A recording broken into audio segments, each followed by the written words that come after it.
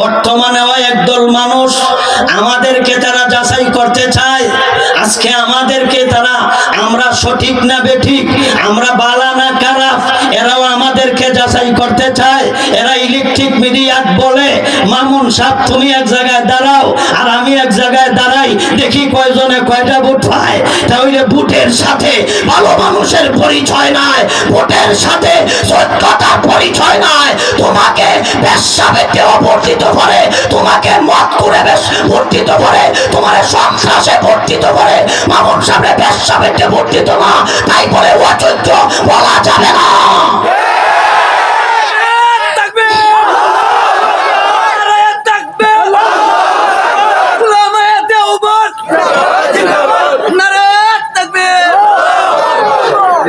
বেশি ভোট দিয়া কি যোগ্যতা যাচাই করবো কিনা কইলাম না, ভোটে কি যোগ্যতা যাচাই? তোরা যে বেশা বেটে ভোট দিব, তুই যা যাক, তোরা তো ইজাত মানুষ ভোট দিব। তুই যেমন তুই যা যাক, তোরে তো সমর্থনই জাত মানুষই দিব কিনা কইলাম না। তাহলে আমাদেরকে মস্কারি এখনো করে, চিন্তা করেছেন? আমাদেরকে এখনো কি ডিজাইন করে, আমরা এখনো মস্কারি করে।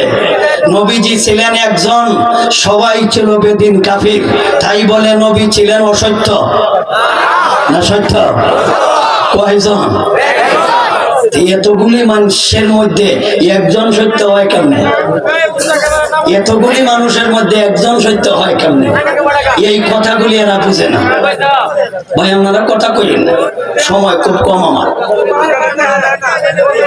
কিছু